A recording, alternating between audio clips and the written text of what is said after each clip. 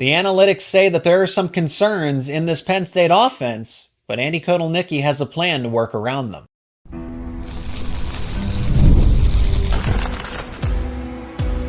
You are Locked On NIttany Lions, your daily podcast on the Penn State Nittany Lions. Part of the Locked On Podcast Network, your team every day. What do the analytics have to say about Penn State's offense, Penn State's defense, and then how they match up with the West Virginia Mountaineers? This is Locked On NIttany Lions. I'm your host, Zach Seyko, and thanks so much for making us your first listen and watch every single day. We are free and available wherever you get your podcasts, including YouTube. Help me welcome him back, Max Chadwick of Pro Football Focus. He is the college football analyst with the network. He is also the host of PFF's college football show. Max, thanks again so much for the time. Today's episode is brought to you by Gametime. Download the Gametime app, create an account, and use promo code LOCKEDONCollege for $20 off your first purchase. Terms apply. So we'll go offense, defense, and then how they actually match up against West Virginia within 2 weeks here. So Max, to start with the offense, I think that's where all the question marks lie, is that Andy Kotelnicki comes in, he's going to change up the entire framework, create deception, use a lot of motion, use a lot of movement. But they have Drew Allar back. They have Nicholas Singleton, Katron Allen. They make some subtle changes to the wide receiver spot. Tyler Warren's back, and the offensive line's got some question marks. But analytically, what is PFF, and what do you have to say about, could Penn State's offense really take that much of a jump forward with Andy Kotelnicki now calling the shots?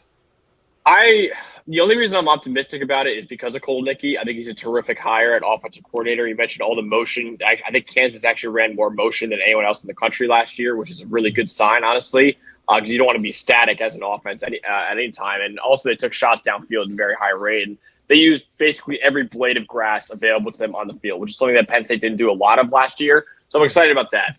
The reason why I'm pessimistic a little bit, though, the receiving core I think got worse. I think the offensive line got worse. I am worried about the supporting cast of Drew Allar once again. And I'm optimistic for Andy Kotelnicki because he made the Kansas offense a top 5 offense in the Power 5 last year, where they didn't really have a lot of superstar talent on that offense. So maybe he could do the same thing with Penn State.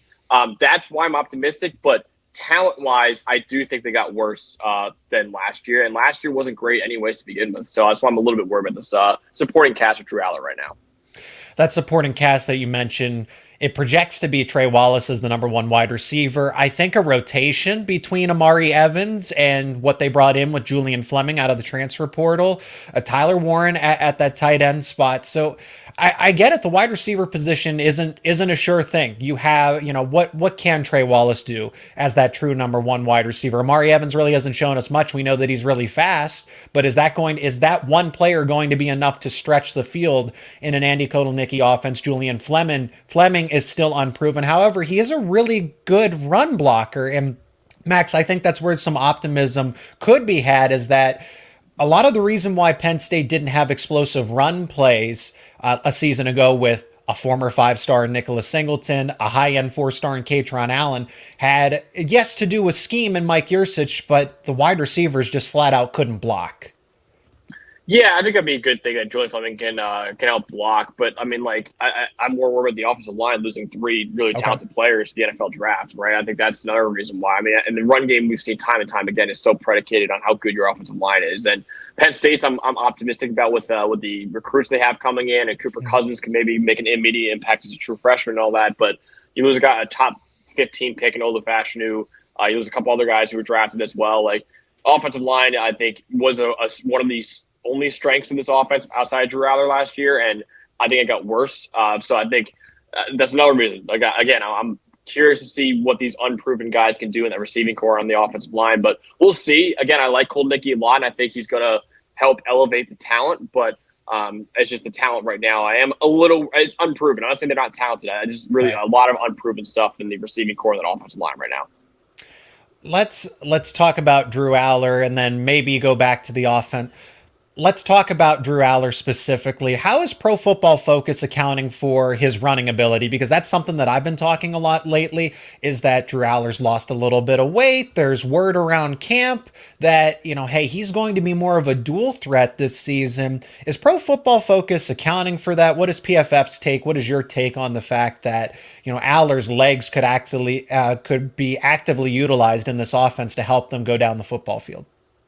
Yeah, I think we're counting it for a little bit. I mean, we're kind of really going off of what we saw last year. I know you probably know more than us about what you see in spring practice and all that and how he looks out there. So when we're evaluating Drew Allar, we're really kind of just going off last year's tape for everything, for really. But and last year he ran a little bit, but not that much. He obviously is a huge quarterback. So he's got more weight than most quarterbacks do to carry around out there, but I think he does carry it very well. Yeah, I mean, losing weight is that's going to be really interesting to see how we can affect the ground game this year. And you look at that Kansas offense last year with Jalen Daniels and Devin Neal, like they had a quarterback that was able to stretch the defense out and as a runner as well. So they have that with a potentially explosive run game with Katron Allen and Nicholas Singleton. That's just another thing that defense has to be worried about, really. So I like Drew Allar a lot. I personally have him as a top 10 quarterback in the country. I think a lot of the issues last year were not his fault at all with Penn State's supporting cast he had last year, the play calling he had last year. But so I'm a big Drew Allar guy, and I'm excited to see what he could do this year with Andy Koldnicki. But again, that's just the supporting cast is once again the question mark. What is the best version of this Penn State offense in your mind? The supporting cast, yes, has its question marks. Offensive line, of course, wide receivers, can they take that step forward? But I think they'll be able to click around that mid-season mark. USC, and then there's that bye week around the midpoint of the season. And with a new offense, that's anytime there's a new system, that's usually how it goes. It's a slow start, weeks 1 through 5, or a slower start, and then they start to figure it out at that midpoint of the season. If Penn State's firing on all cylinders, what can that look like from what PFF has evaluated? Yeah, I think what it looks like is what Koldnicki did at Kansas, which is just like one stat I love, and the reason why I'm optimistic again is I think Kansas was 3rd in the country in receiving grade last year, and the only 2 above them were like Washington and Oregon. And you think of Washington, you think of Roma Dunze, you think of Jalen McMillan, Jalen Polk, and you think of Oregon, all the guys that they had last year as well. I need like Troy Franklin, for example, and then Kansas is like, can you name a receiver at Kansas right now? So they really did punch above their weight class, right? So I think a Koldnicki could do that and use, again, every blade of grass, use a lot of motion, stress the defense out pre and post snap, and let Drew Allar, who can rifle it downfield, let him throw the freaking ball down the field. That's another thing that Penn State did not do at all last year. He had the 2nd lowest deep pass attempts rate in the country, which is ludicrous for a guy who has an NFL caliber arm. So I think that's another thing too, is I want to see them throw the ball downfield more.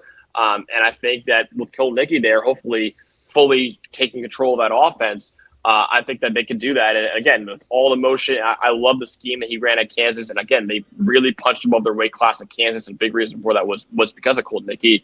I'm hoping he can do the same thing with Penn State supporting cast and help Drew Allar show that he is an NFL caliber quarterback and maybe could be a 1st or 2nd round prospect by the end of the year. So you obviously liken this, as many people should, when you're analyzing Penn State, to what Kansas did. But Andy Kotelnicki, when you look at Andy Kotelnicki's offense at Kansas, the ground game benefited a lot. I mean, Devin Neal was absolutely phenomenal. And now you have Nicholas Singleton and Katron Allen. So it's just not the Devin Neal show. And I know Jalen Daniels, Jalen Bean, right? I know there were more elements to. I'm not here to carry the water for the Kansas offense and all the players that contributed. But my point is that the player to watch in this offense, yes, everybody's going to look to the quarterback in Drew Allar, but I think the 2 running backs in Nicholas Singleton and Katron Allen, because of Kansas was so efficient on the ground game. They were top 10 in every single category you could think of. Now you apply that with not 1, but 2 elite running backs. I feel like if Penn State's offense is going to take that next step and really be in the upper echelon of offenses across the country, it's going to be because not necessarily of Drew Allar, but Nicholas Singleton and Katron Allen being at the top of their respective games. Yeah, I think that's the best part of the offense by far is the running back unit they have. I think it's one of the 5 best running back units in the country. Probably even argue it higher than that, honestly. I think that's the best part of the offense. You got a top 10 quarterback in Drew Allar, and then questions on the offensive line and questions in that receiving core. But I have zero questions in that running back room right now. Now, the question from run game, at least, is going to be how does the offensive line hold up in it, right? Because we've seen, like I said, it's more than just having star running backs. You need to have guys that can block for them, honestly. You don't want them getting hit in the backfield every single play. So I think that they have two really, really good running backs. Two guys are probably top 20 running backs in the country. And I think that's going to be really good for that offense. But again, they have to block for them. And that's another reason why I'm a little curious, at least, to see what this offensive line looks like in week one, at least. So that's the offense. The defensive side of the football, Tom Allen comes in as a new coordinator as well. Could this be a top 10 group once again? We'll discuss that on the other side of this break. And today's episode is brought to you by Gametime. You got to download the Gametime app because buying tickets to your favorite events should not be stressful. And I enjoy going to live events, which is why I choose Gametime to get my tickets. And Gametime has introduced a new feature, and it's called Gametime Picks. So it's going to help you get tickets to your favorite live events even easier than before. So what is Gametime Picks? Well, it filters out the fluff to show you only incredible deals on great seats, so you don't have to waste time searching through thousands of tickets. You can see tickets right now for Penn State versus Bowling Green. That's the home opener for Penn State at Beaver Stadium. And immediately at the top, you'll see super deals, amazing deals that'll show you the discount, and you can still feature the cheapest deals as well, so you know that you're getting the best prices available to tickets for your favorite events on Gametime. And take the guesswork out of buying tickets with Gametime. You got to download the Gametime app, create an account, and use promo code LOCKEDONCollege for $20 off your first purchase. Terms apply. Again, create that account, use promo code LOCKEDONCollege for $20 off your first purchase. Download Gametime today. Last minute tickets, lowest price guaranteed. Today's episode is also brought to you by FanDuel, America's #1 sports book. And you've heard us talk about FanDuel quite a bit. Well, we have something a little bit different for you. Now through September 22nd, all FanDuel customers can bet just $5. Just $5. And you get a 3-week free trial of NFL Sunday Ticket from YouTube and YouTube TV. Then with a YouTube TV base plan, you'll be able to watch every regular season after Sunday afternoon game that's out of the market. And all you need is a Google account and a current form of payment, and you can cancel it anytime. So there's no obligation. You have that flexibility. All you got to do is visit FanDuel.com/lockedon and download America's #1 sportsbook. And if you look at FanDuel.com right now, you can see the lines for Penn State, West Virginia. There has been some line movement for the Mountaineers. Penn State is still a favorite, but at 9.5 points as opposed to 10.5. Penn State is now a 9.5 point favorite. Total has moved as well from 50.5 to 51.5. If you like those lines, you can bet them right now over at FanDuel.com. Once again, that's FanDuel, America's #1 sportsbook. Before we get back to the podcast, as we know, college football is back, and it's not too late to catch up on everything for this season before it kicks off. SEC, ACC, Big 10, Big 12, you can get it all from Locked On stable of college experts by subscribing to the Locked On College Football Podcast. Who has the chance to make the playoff? Which teams will cause chaos in their new conferences? Everything you need to know all in one place. Be sure to follow and subscribe to the Locked On College Football Podcast, part of the Locked On Podcast Network, your team each and every day. Manny Diaz set high expectations. Now Tom Allen takes over, and Penn State's defense is loaded with NFL caliber talent, guys that probably grade out. We know they grade out very well in your mind in PFF in the database. KJ Winston is a future first-round pick. Abdul Carter, potentially a denied Dennis Sutton. I think Kobe King is very underrated. And those are just the core 4 guys. Max, those 4 players, are that core or anybody else on the defense, is that why you would view this group as a top 10 or a top 15 unit? Yeah, I think top 10 easily, honestly. I think even after losing Manny Diaz, I think it's a phenomenal defensive coordinator. I'm wishing him the best of luck at Duke, and I think he's going to do a great job there. But, I mean, it's kind of the – I love Tom Allen, so I'm not denying that he's not a good coach. I mean, he's a freaking Indiana head coach last year, right? So anytime you get a former head coach, former Power 5 head coach to be your coordinator, that's always a good sign. But other than that, man, it's kind of the opposite of the offense in that, like, the talent they have is ridiculous, right? They have denied Dennis Sutton, who could be a first-round pick if he has a big year. Abdul Carter, I think, will be a first-round pick this year because how freaky he is. And then you got guys like, Kobe King. You mentioned him before. He had a breakout year last year at linebacker. I think he had a great year. Dominic DeLuca didn't play a lot of snaps last year, but when he was out there, he was elite, right? So he was really good. The safety room I really like as well. A.J. Harris coming in from Georgia, a really highly rated recruit as well. I mentioned Kevin Winston Jr. as a top 5 safety in the country. Tony Rojas, I'm excited to see what he could do in his sophomore year too. So that outside corner spot is a little not up in the air. I think there are guys to like there. Like I said, A.J. Harris and Cam Miller and Jalen Kimber coming in from Florida I like a lot too. But that's maybe the one-ish question mark on this defense. Maybe the D-tackle spot is a little bit too, but I like what they have there too. But really, there's not a lot to question on this defense. I think it's an elite defense, and this is going to be, once again, the biggest reason why Penn State is a top 10 to 15 team and why Penn State's a playoff contender is because of this elite defense, and I think that's going to be what carries them this season. When we've been around training camp, the word from James Franklin, from Tom Allen, is that the secondary is actually better. At least that's what they're implying. You mentioned A.J. Harris, and that factor, KJ Winston's a safety, even though he's great against the run. You look at it on Pro Football Focus, he is great against the run. And I don't think he hasn't registered a missed tackle once in his young career either. So Winston, Jalen Reed, now Zach Wheatley is that true free safety over the top, playing more of a zone coverage center field type. But Winston and Reed will be around the box quite frequently. You mentioned Kimber, A.J. Harris. But my point is that Franklin and Allen think that this secondary can actually be better than what Kalen King and Johnny Dixon and Daquan Hardy did a season ago. And I think at points in time, we might have been giving them a little too much credit. And if you look at, yards allowed per completion and everything else, I think what was overlooked was the fact that Penn State's pass rush and Manny Diaz's aggressive style of defense kind of bailed out the secondary at times a season ago. Yeah, I think that's fair. And I think you look at even the numbers from last year, Kalen King, kind of his production dropped off a cliff, right? Like he was a guy that was an elite corner in 2022. And then in 2023, really fell off a cliff and went from a guy that I thought was going to be a first-round pick all the way down. I believe he was taken the 7th round, right, by the Packers. Yep. So, so he was a guy that was really, really probably the biggest disappointment in Penn State's season last year was Kalen King, other than the offensive struggles. But I think I hesitate to say the secondary would be better because I really did like Johnny Dixon. I liked and Daquan Hardy as well.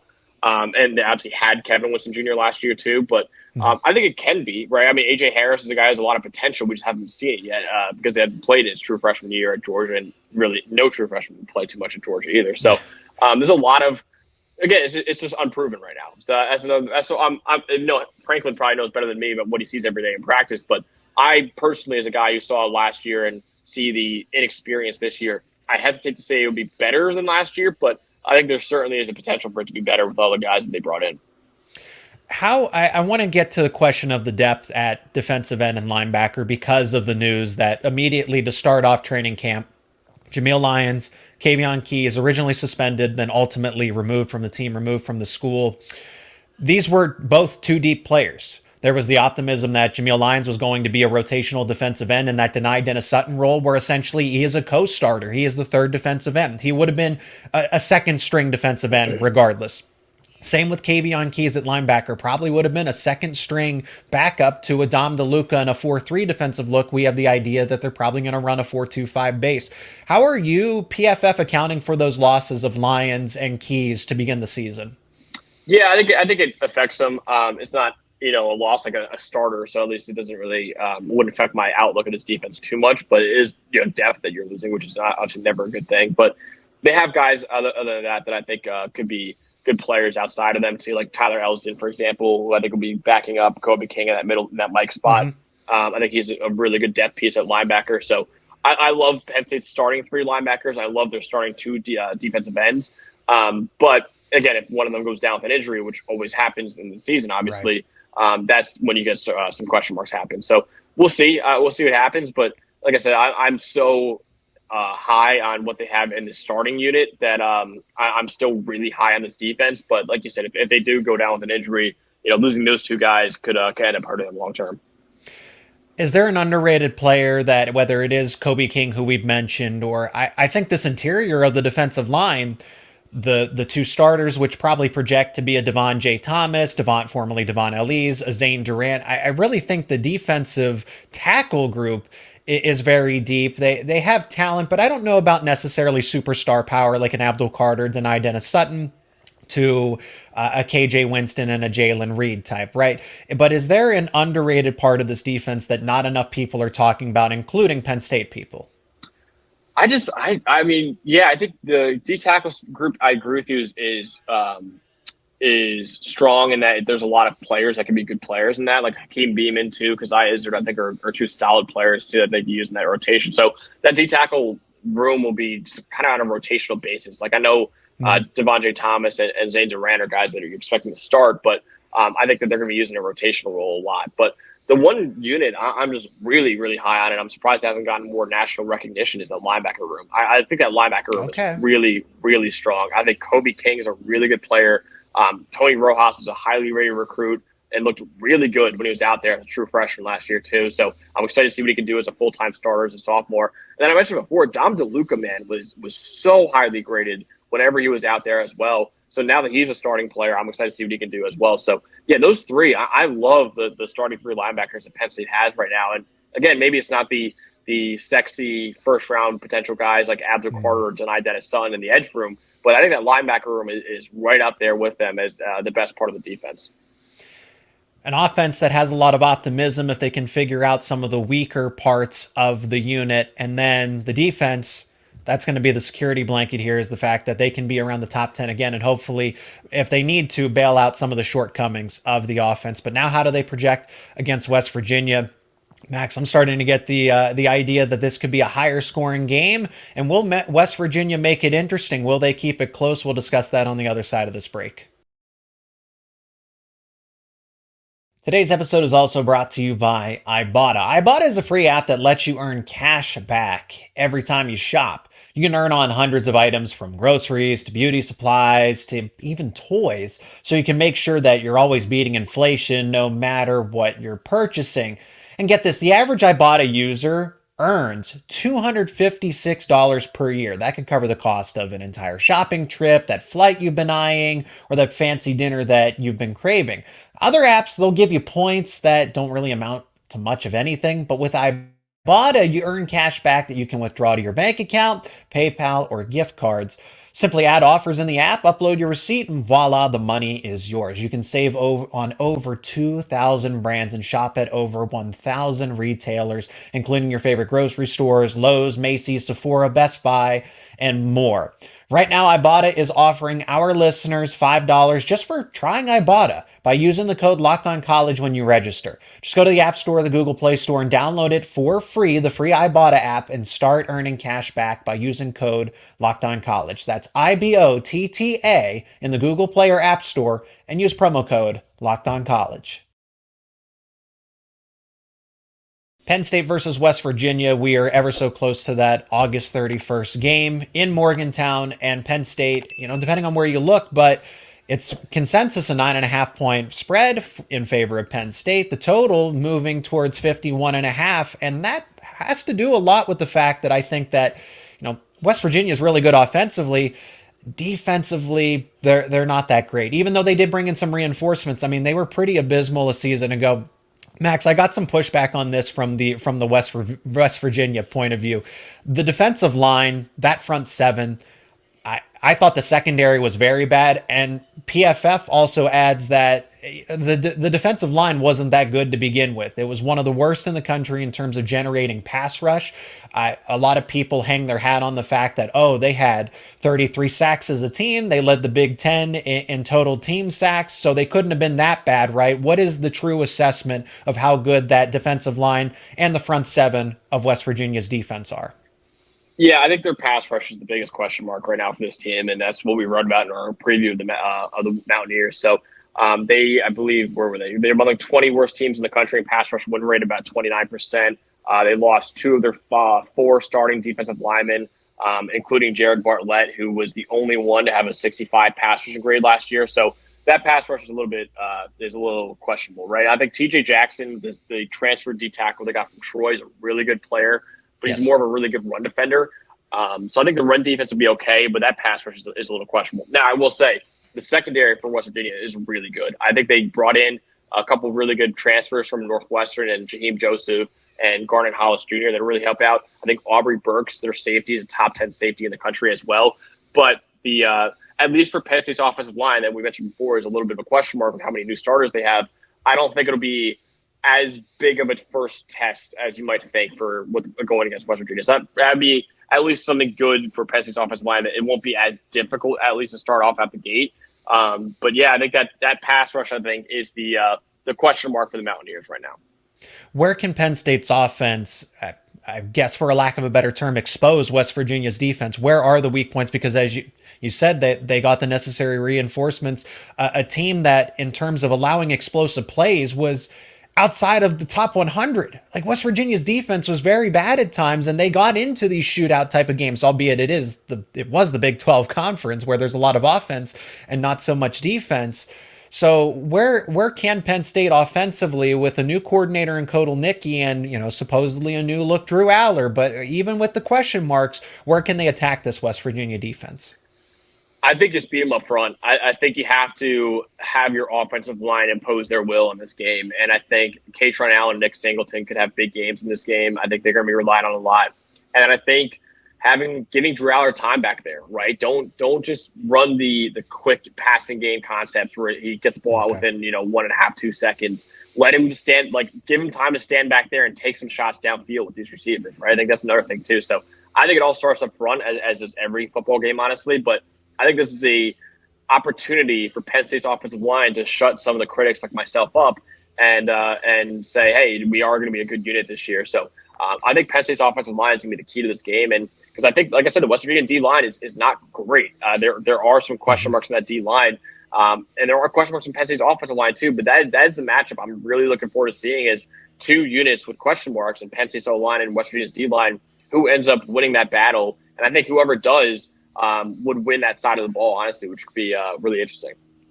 In terms of rush yards allowed per play a season ago, West Virginia ranked 89th. So there are opportunities for Penn State's ground game to really get going if the offensive line does allow it. Now, stopping West Virginia, Garrett Green's listed as a Heisman contender. At least he's in the top 10 rankings because he can do so much. He can throw the football, but his best asset is his legs. He's a dual threat quarterback. West Virginia returns him, Jaheim White, and C.J. Donaldson, all guys who rushed over 7 yards. So you have 2,000 plus yards of production coming back from three players. You have a bruiser in Donaldson. White's an electrifying player that can do a lot of things with his speed and agility. How do you stop the West Virginia offense aside from stacking the box and trying to play a quarterback spy on Garrett Green? I think you have to win up. Again, the run game is, like you just said, is the big key. I think West Virginia has a top 10 running back unit in the country, probably a top 10 ground game in the country too, with Garrett Green, who's an electric player as a quarterback running the ball. I believe he led the country in rushing touchdowns last year by a quarterback, or at least he was up there. Jaheim White as a true freshman last year. Jaheim White led the nation in yards per carry, about I think 8 yards per carry or right around that. So, and then C.J. Donaldson had a great year as well. So they bring back all those guys. Wyatt Milam at left tackle is one of the best offensive tackles in college football as well. So I'm excited to see Abdul Carter or Denai Denison how to do against him. Right.